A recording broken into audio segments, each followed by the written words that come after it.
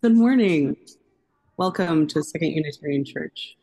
I am Kay Lucy, a member of the Board of Trustees, and my pronouns are they and them. Today, we are in person at the Admiral at the Lake, the 2U Sanctuary, and continuing to meet virtually using Zoom. We ask everyone's indulgence for the complications of a three-part service. We are glad that you are here, whichever way you are attending. If you are in the sanctuary and would benefit from hearing assistance, we have devices available. Please see our tech team at the back. We are currently seeing both a national and global surge in COVID numbers. We strongly encourage people to wear masks during the service. This practice prevents transmission of the virus and helps us center the needs of those who are most vulnerable. We especially welcome newcomers and visitors this morning. Finding a new community and making new connections can be challenging. Please know that we are excited to have you and look forward to getting to know you. If you are new to us today, please note that in the Zoom chat or mention it in person during conversation after service. If you would like, there are blue mugs you can use to signal to others that you would like them to come up and say hello during coffee hour. We also always need many people in the kitchen after coffee hour, and that's a great place to see old friends and make new ones. Our worship today is led by Reverend Lydon, along with Don McGregor as worship associate. Music is provided by the 2U Choir, Thais Breslavsky, and the Director of Music, Carl Kennedy. Our time together requires a large group of people who make possible the worship, the music, and the technical production. They are listed in the order of service, and we thank them for their ongoing service to our congregation. I have a couple of announcements for you this morning. Following service today in the library downstairs, Karen Goldner will be hosting a discussion about the Bring Chicago Home Ordinance. This is about a new tactic for the city government to raise funds to secure housing for our unhoused neighbors. Come learn more and find out how to act. Also, after service today, new friends of our church, Sarah and Zaid, will be at a table recruiting church members to help with an effort to support a new refugee family coming into our city through Welcome Corps. We need at least 3 people from church to step up to form a group with Sarah and Zaid to provide ongoing transition support. Some members of 2U have been working on a similar effort outside of church, and here's an opportunity to expand our circle of care. Today is busy after service. Our young adult group is also meeting. They will be in Fleischman Hall downstairs. This is a group for people ages 18 to 35. Brandon Nix will be leading the discussion today. Young adults meet after service every first Sunday of the month. Please come downstairs and join if you are able. Lastly, the tech team is in need of some more volunteers. If you have tech experience or none at all, but are willing to learn, please chat with Joey in the back after service. Many hands make light work. The more we have involved, the lighter the load.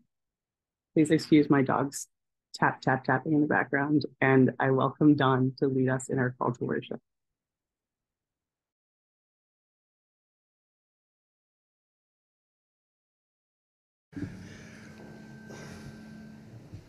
We are a Unitarian Universalist congregation, a community of children, youth, and adults, a people of many beliefs and traditions, bound not by a specific list of things we believe, but the values we share.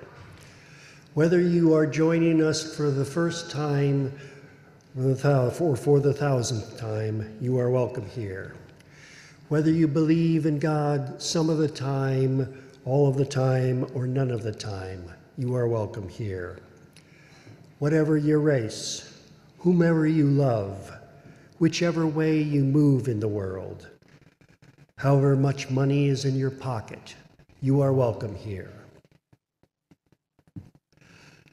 I invite you now, as you feel ready, to take a breath in and out.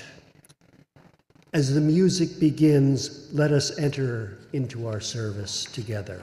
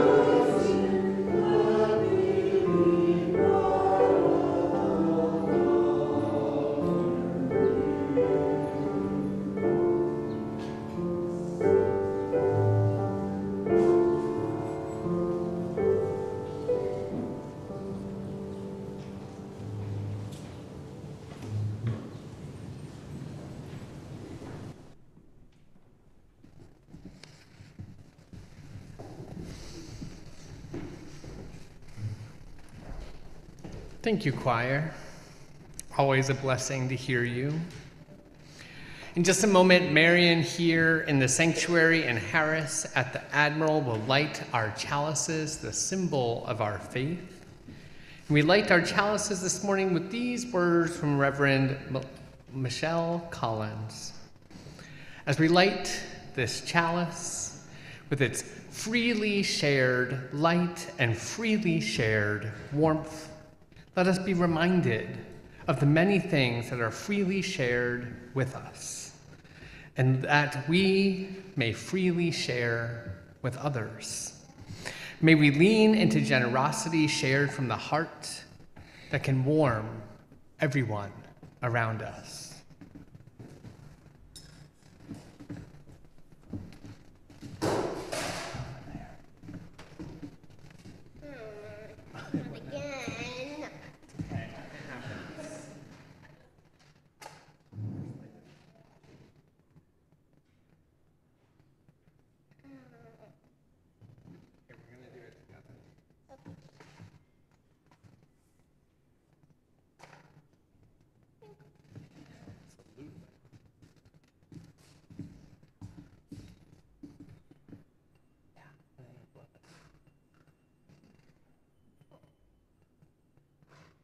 Beautifully done. Thank you. Please rise in body and spirit. And join me in singing our opening hymn, number 134, Our World is One World.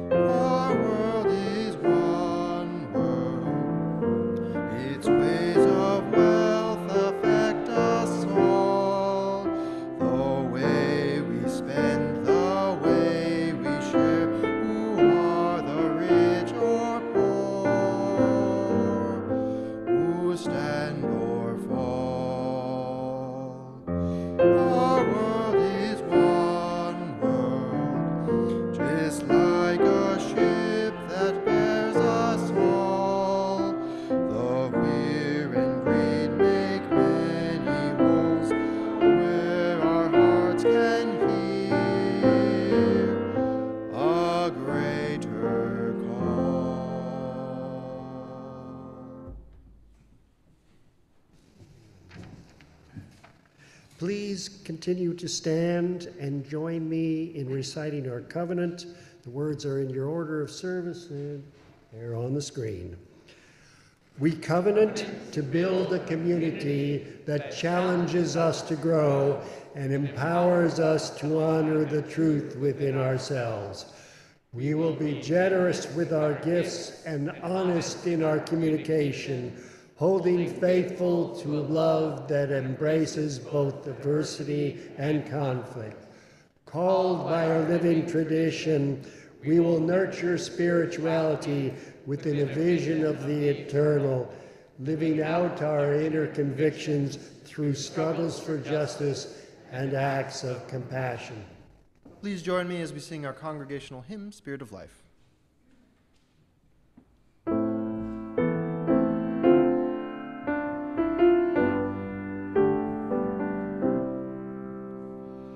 Spirit of life, come unto me.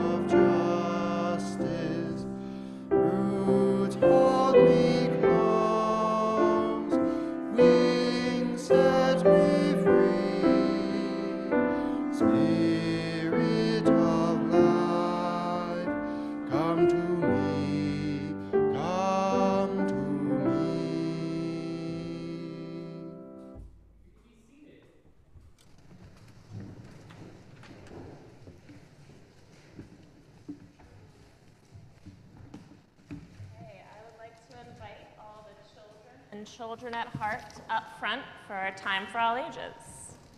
Come on up.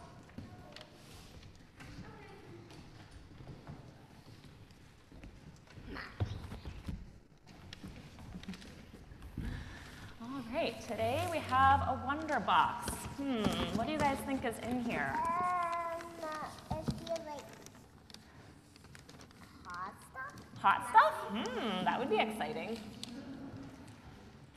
Something light. Something light. Let's open it and find out. Okay, we have some pictures. What do you guys see in each of these pictures? Family. Family. You can describe what the people are doing a little bit in some of them. What do you notice? Look at this picture.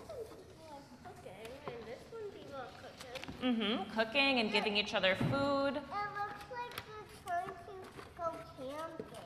Yeah, they could be camping. It looks to me like they're planting trees in that picture. What else do we notice? This picture, people are hugging. They're hugging, yes.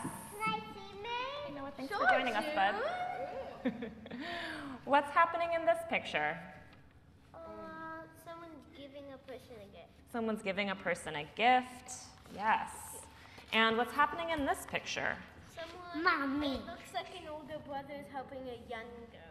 An older brother's helping a younger brother by holding an umbrella over his head in the rain. So all of these pictures show people interacting in kind ways. These all show different ways that we can be generous. We can be generous, which means giving with our time, with our affection and attention, with our energy and resources, and with items like gifts or money. We can be generous in so many different ways. I see generosity, examples of generosity in the world all the time, every day. So I'm going to share one recent example of generosity that I noticed. And then I'd love to hear from you guys that are here if you have received any generosity, or if you've been generous to someone else, or if you've witnessed, that means seen, generosity in your world recently. So something I saw yesterday, on my street, sometimes there's some litter, some trash that's been left on the sidewalk and on the street. And just yesterday, I think it was, I saw someone walking down the street with a trash bag and a thing to pick up any trash that she saw, and she was throwing it away. So she was cleaning up the street. She was being generous with her time in order to take care of her neighborhood and her neighbors and the creatures that live in our neighborhood as well. So can you guys think for a moment, have you seen generosity? Have you been generous? Have you received someone's generosity recently? What do you think? Me and Junior are generous sometimes, but the other times things can get a little... So Marion, you said you and June are generous sometimes as siblings, and then sometimes things can get a little, that sounds familiar in our household too. Yeah, I understand that. But I think Nolan and Sienna have been generous with each other with their Halloween candy this week. That's been good. Any other examples of generosity you've seen? Or yeah, June, do you have one? Yeah, you want to share?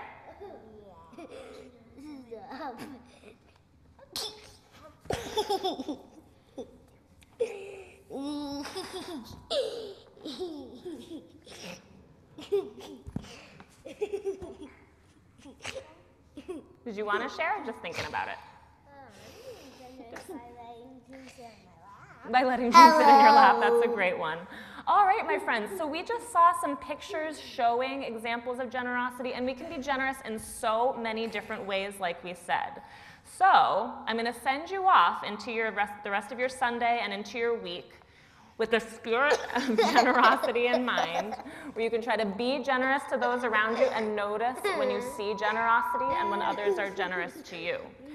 Now, today is a little bit of a different day. We don't have Sunday school, and children are welcome to join the service, but children up to age 9 are also welcome to join the Green Caterpillar Room, if you would like to. So, with that, we will go. Okay, buddy. Hello. Okay. Okay. All right, guys, let's go. Party every minute. Generous with cuddles. That's one way to put it. Yeah. One of the joys of being an intergenerational community is that we hear all sorts of ways of our young people expressing themselves. And isn't that exciting, even if, as parents, might be challenging for moments or two? So each year, we all make a commitment, a pledge to support the ministry of our church. In addition to this pledge that we make, we also take a collection to share with those who are doing justice work well beyond our church walls. While we're not all able to gather in the sanctuary, we still can all participate in sharing with those who are doing justice. There is a phone number in your order of service, and there will be a phone number on the screen that you can text to and make your contributions this morning. For the month of November, we're going to be sharing with the Unitarian Universalist Service Committee. And I forgot to clarify, but Barb, do you happen to have words for us this morning about that? No, great. Well, the Unitarian Universalist Service Committee has been around for many decades, starting during World War II. And it was organized by a bunch of Unitarians trying to go about providing solidarity and support predominantly to Jewish folks, but other folks who are escaping the Nazis. They have been doing organizing and justice work ever since, predominantly internationally, but also with some domestic efforts too. One of the things that you've heard here, Joy in particular talking about, is the Stop Cop City campaign. And the Unitarian Universalist Service Committee has committed time, resources, and energy to make the connections between global justice and the harms of policing and police militarization in our own country. So as you think about the roots of our justice work as Unitarian Universalists, it's a joy to give to our own communities of people who are doing this beautiful work, who are building collaborations, making connections, and are going about creating the world that we dream of. And so I hope that you consider the joys of supporting the UU Service Committee.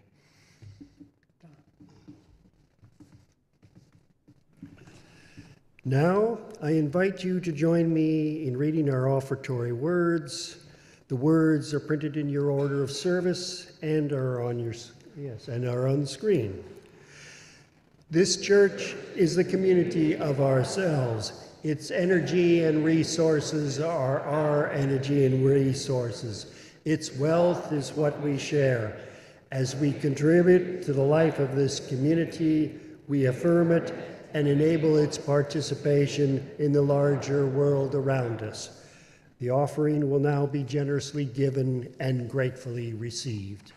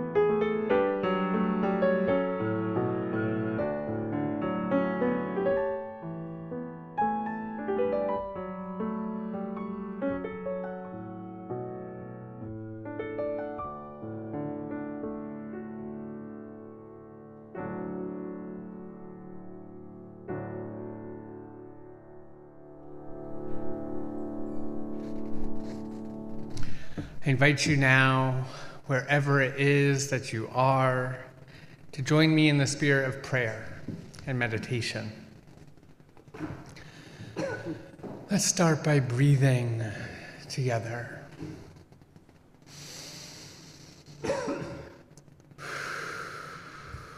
Feel that collective breath. Try relaxing the muscles in your shoulders,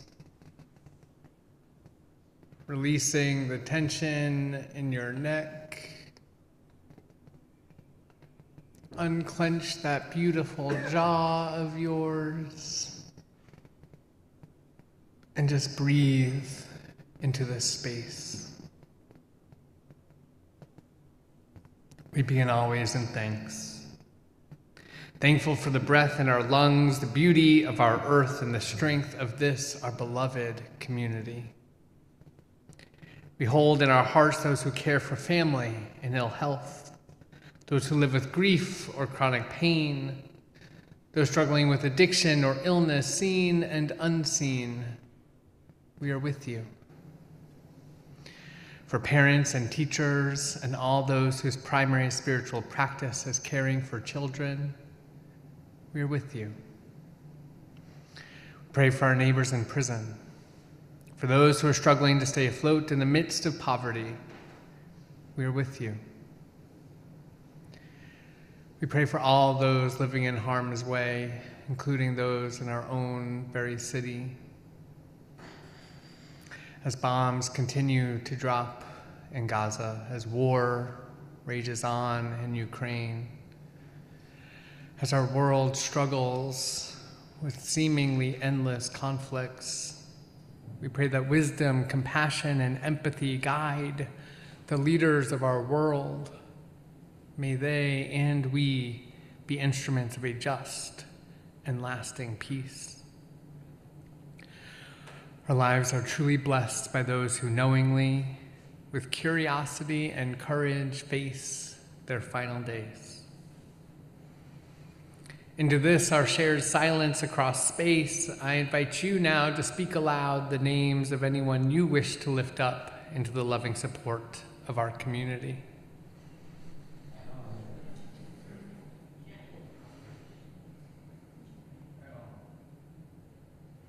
With our deepest compassion, let us hold in our hearts those named and unnamed, those remembered and those forgotten. Let it be so. Amen, and blessed be. During our ritual of lighting candles for joys and concerns, we want to continue to maintain our safety with each other.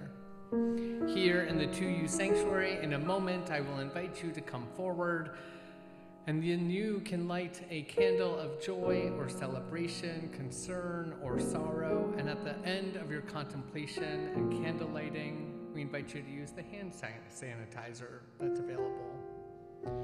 For those at the Admiral, I invite you to come forward, take a pebble from one bowl, hold it tightly, putting your energy into the stone, and then knowing your joys and sorrows to be shared by this community, let it go lightly into the other bowl. For those of us on Zoom, please join by sharing your joys and concerns in our chat window. I will light a candle here to represent your celebrations and sorrows.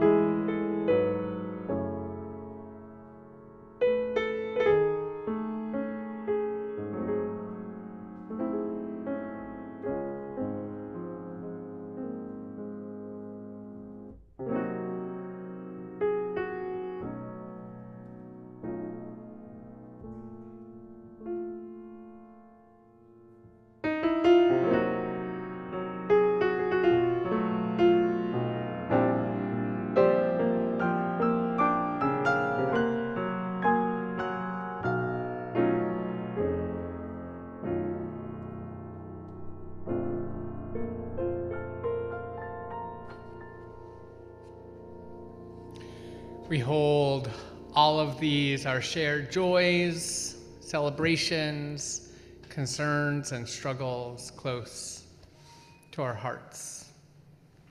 Don, would you share our first reading, please?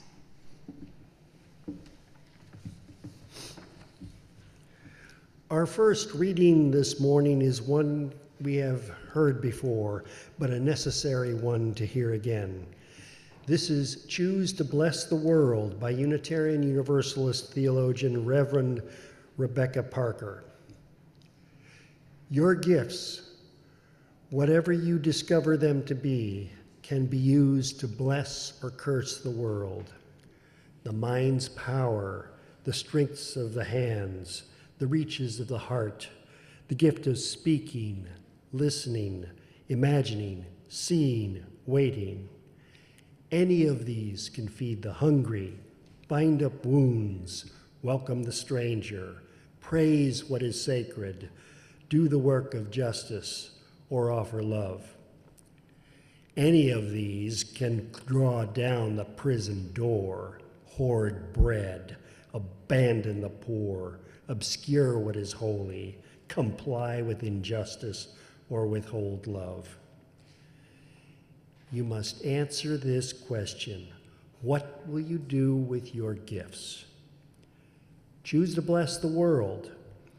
The choice to bless the world is more than an act of will, a moving forward into the world with the intention to do good. It is an act of recognition, a confession of surprise, a grateful acknowledgement that in the midst of a broken world, unspeakable beauty, grace, and mystery abide. There is an embrace of kindness that encompasses all life, even yours. And while there is injustice, anesthetation, or evil, there moves a holy disturbance, a benevolent rage, a revolutionary love, protesting, urging, insisting that which is sacred will not be defiled. Those who bless the world live their life as a gesture of thanks for this beauty and this rage. The choice to bless the world can take you into solitude to search for the sources of power and grace, native wisdom, healing, and liberation. More, the choice will draw you into community, the endeavor shared, the heritage passed on, the compassion of struggle, the importance of keeping faith, the rich life of ritual and praise, the comfort of human friendship, the company of earth, the chorus of life welcoming you. None of us alone can save the world. Together, that is another possibility waiting.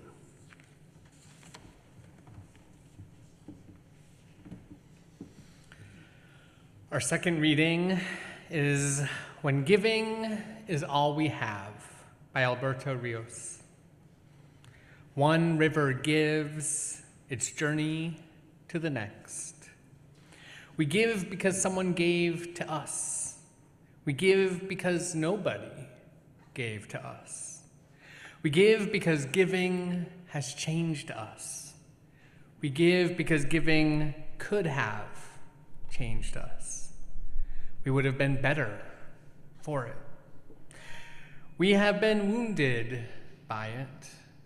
Giving has many faces. It is loud and quiet, big though small, diamond in wood nails. Its story is old, the plot worn, and the pages too. But we read this book anyway, over and over again. Giving is first and every time hand to hand, mine to yours, yours to mine.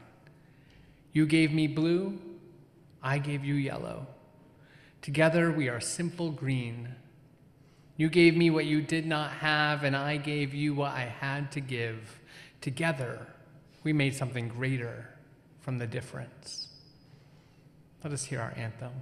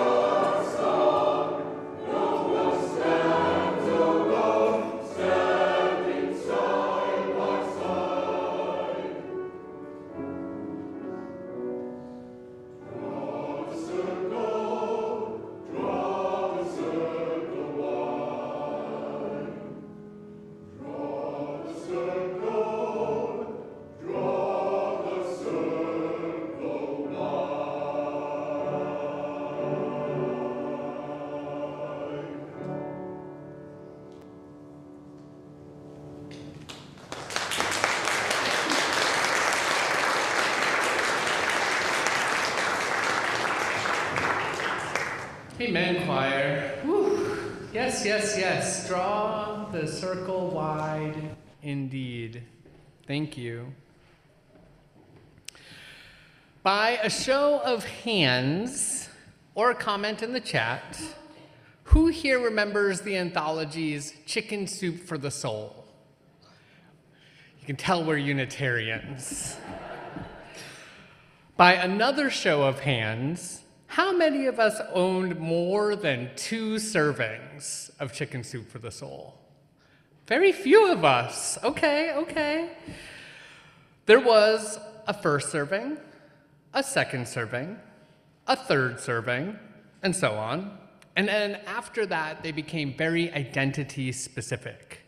I had a copy that was given to me, Chicken Soup for the Teenage Soul.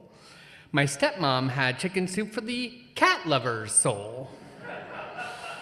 Preparing for this sermon, I learned that to date, there are 321 different Chicken Soup for the Soul editions. The sheer number kind of overwhelms me. I simultaneously feel like there could not possibly be enough stories that could fit in this many anthologies. But then I also remember that people have been telling stories for generations and generations and generations. Really, since the beginning of time, stories are how we connect with one another. Stories are how we build community. Shared stories help create cultural identity. The many Chicken Soup for the Soul stories that have been collected are still only a fraction of the stories that circulate this beautiful, broken, beloved world of ours. So as we reflect together on the value of generosity this month, I wanted to start with a story that I remember, one of them from these anthologies. It's been decades since I've turned the pages of one of these books, so I might not remember it exactly as it was written, but one of the beauties of storytelling is that each individual who tells a story shapes it with their own memory, their own experience, their own wisdom. I hope my imperfect retelling still communicates the root of the story, lifts up the lessons that we are intended to embrace from it. So this story involves 2 people who are taking a flight together from Boston to Los Angeles. It's a late flight, and people on the plane are feeling irritated and expressing that by slamming bags into the overhead bin and being gruff with one another. Maybe you've experienced this on a flight or 2. Like many planes waiting on the tarmac, it felt stuffy, waiting for the air to really start blowing. One of the passengers, we'll call him John, took his seat next to the window in aisle 14. Shortly after John took his seat, another passenger came and took their seat as well. We'll call that person Cassandra. Like many other people on the plane, Cassandra was feeling grumpy. They sat down in a huff. John smiled kind of timidly at Cassandra, then put his headphones on. Cassandra took out their book, hoping the flight would go quickly if they were engrossed in the novel they picked up from the overpriced airport bookstore. After what seemed to be hours, but probably was actually just minutes, the plane made its way to the runway and took off. This was at a time when flight attendants brought around free snacks. I know that seems like forever ago. But on this flight, the snack was a bag of chocolate chip cookies. And it was a good-sized bag. Both Cassandra and John received their bags of cookies. Neither of them took to eating their tasty snack right away. About 2 hours into the flight, Cassandra opened a bag of cookies. Cassandra was munching away and then noticed John sliding his fingers into the bag. Cassandra was mortified. We don't know each other at all, she thought. And this guy, they thought, and this guy is putting his hands in my cookie bag. Cassandra kept eating the cookies, and it seemed that after each one Cassandra ate, John took another one. Cassandra's blood was boiling. But Cassandra was not a confrontational person, so they just kind of let it go. John and Cassandra kept eating cookies out of the same bag, and then there was only one cookie left in the bag. John picked the cookie up, broke it in half, smiling, gave one half of the cookie to Cassandra, and ate the other half himself. Cassandra could not believe the audacity of this man. Cassandra took the half and rolled their eyes. The flight continued. Cassandra read their book. John listened to his headphones. They finally arrived in LA and everyone deplaned. Cassandra made their way to a taxi to get off to the hotel that they had booked. As Cassandra got into the taxi, their pocketbook fell over, and out slipped a bag of cookies. Cassandra paused for a moment, mortified by their behavior on the plane. It was actually John's cookies, and it was their hand going into John's cookies. And then Cassandra thought to themselves, how could that man have been so generous? One of the reasons I love this story so much, and it sticks with me, is that I can so imagine being Cassandra. I can imagine finding myself so annoyed and not noticing my own ignorance. I can imagine making mistakes.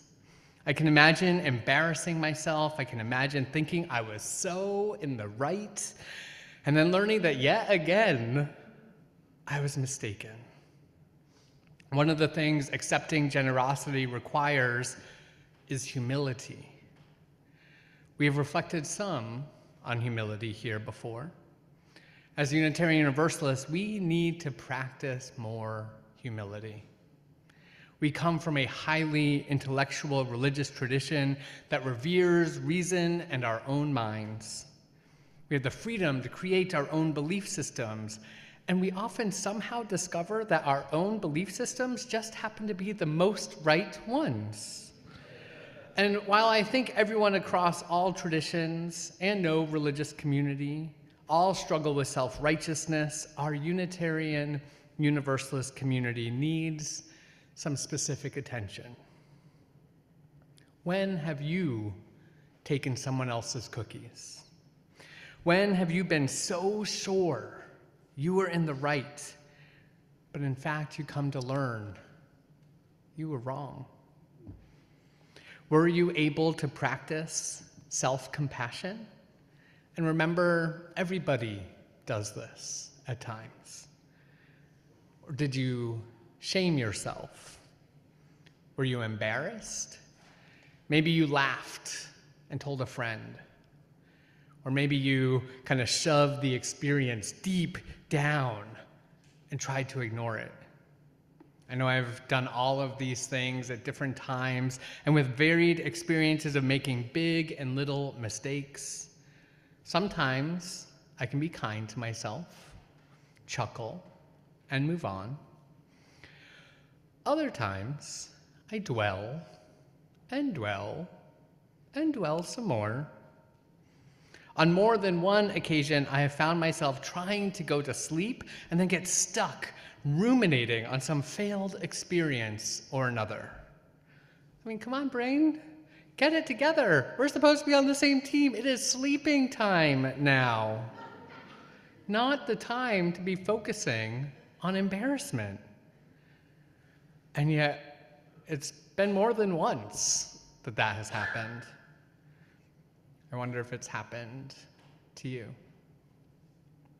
One of the antidotes to the embarrassment in these situations is to remember that there are people like John out there. Here is a man sitting in his seat watching his neighbor eat his cookies. I like to imagine he was thinking Cassandra just made a mistake.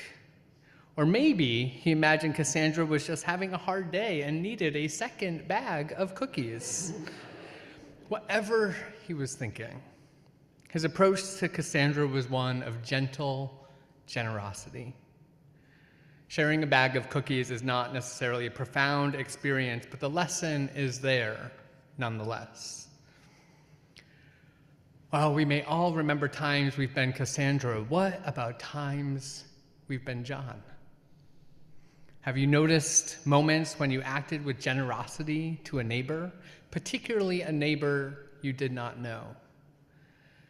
Maybe different from the sharing that happened with Cassandra, what is it like to be generous with someone who is truly in need? There are so many different ways we do this. Generosity is not simply sharing money. We do, though, talk a lot about money at church and the importance of being financially generous. I like to say that we need to give until it feels good. And if you made a financial contribution and it didn't feel powerful and meaningful to you, try giving more.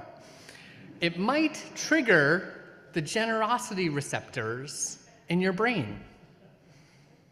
Generosity beyond financial giving operates with the same dynamic. Being generous to someone else, and it didn't actually feel great in that moment, try being generous to the next person you encounter. See what happens. This generosity is not about self-importance or getting a pat on the back.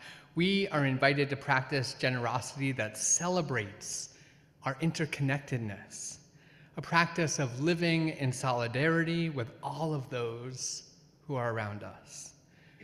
We sang about that this morning. I've noticed times when I'm having a bad day and I make the conscious decision to smile at someone on the street. Or I intentionally look the person who's getting my coffee in the eye.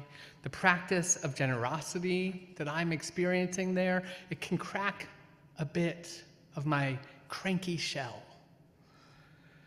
I asked a couple of friends and family members what they think when imagining practices of generosity. And here's just a short list because it could go on and on.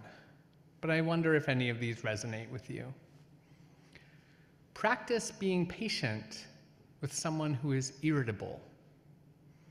Smile at someone you don't like. This one's particularly fun because it might make them very confused about what's happening.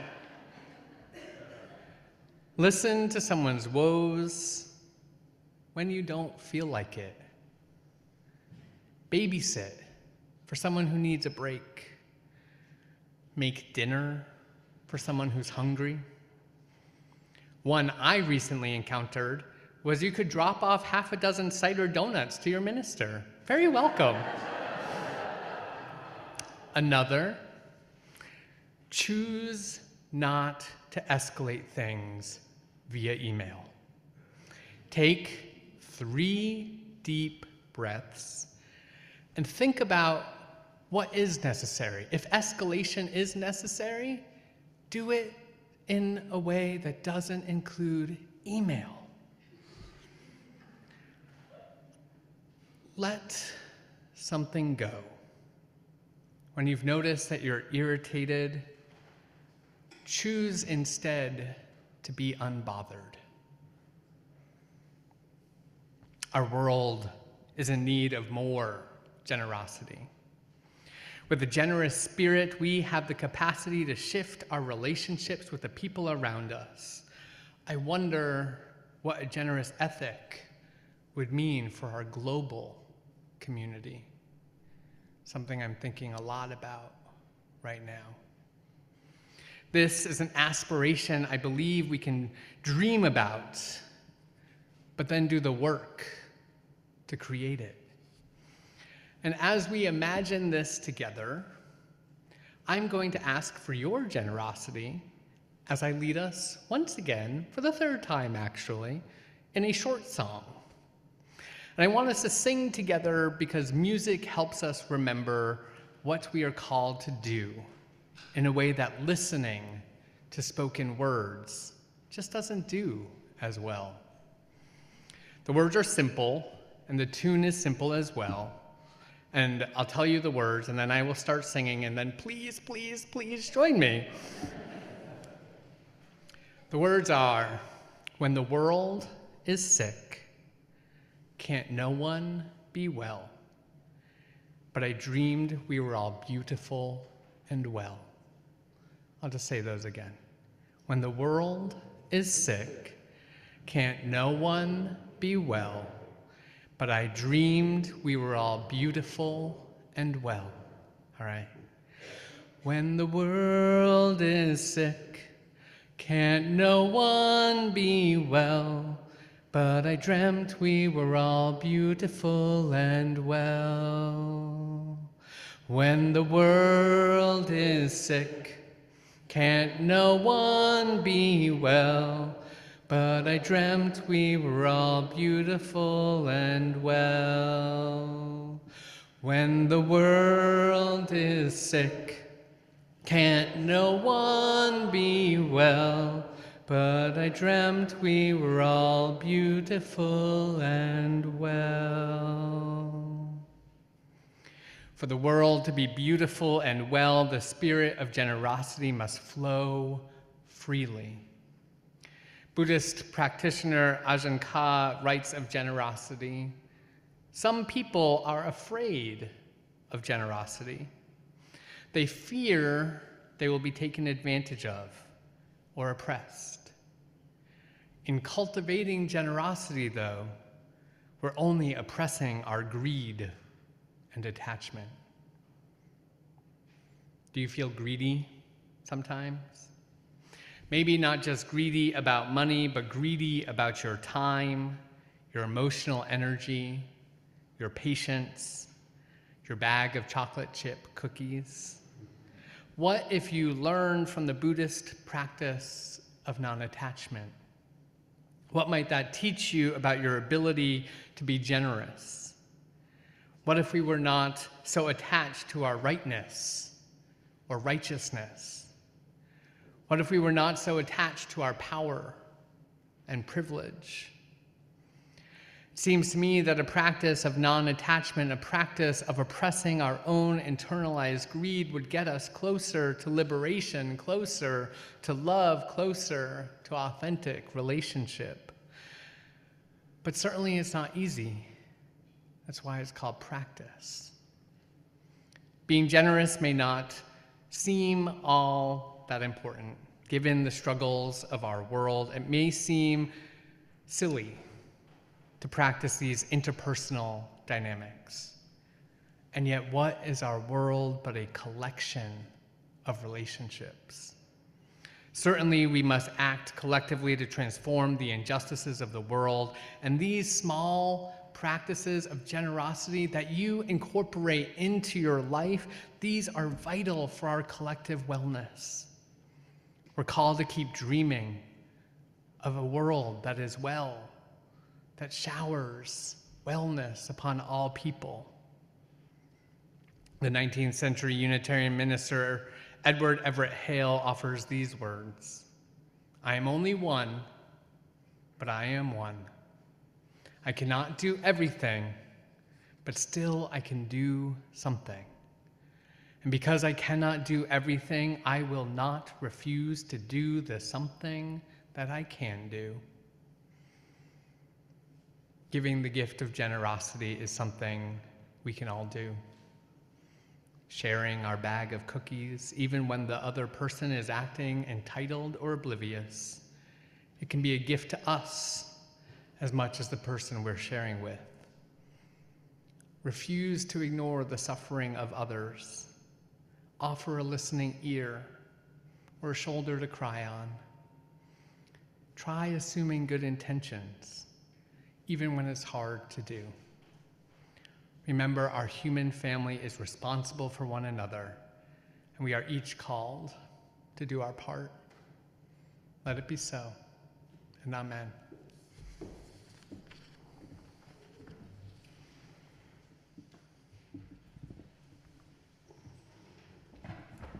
Now please rise in body or in spirit and join me in singing our closing hymn, number 128, For All That Is Our Life.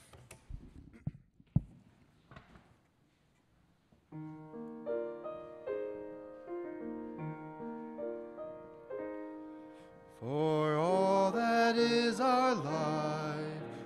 sing our thanks and praise, for all life is a gift, which we are called to use to build the common good and make our own days glad.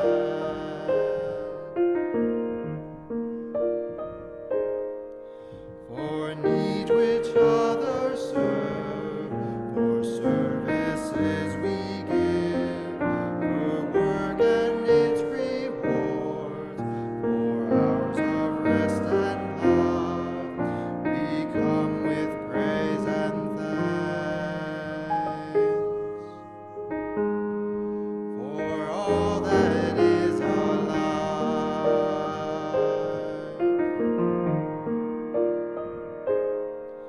for sorrow we must bear, for failures, pain, and loss, for each new thing we learn, for fearful hours that pass, we come with praise and thanks. For all that is alive,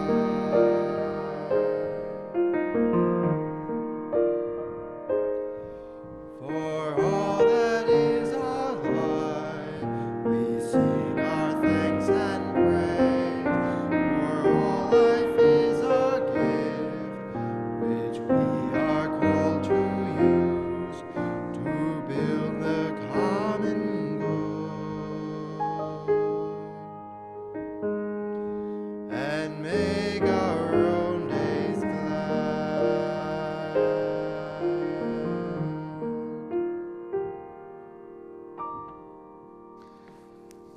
I invite you to rest your hands upon your hearts or clasp hands with those you are sharing your life with during these pandemic times and hear these words of benediction from our gray hymnal. The blessing of truth be upon us. The power of love direct us and sustain us. And may the peace of this community preserve our going out and our coming in from this time forth until we meet again.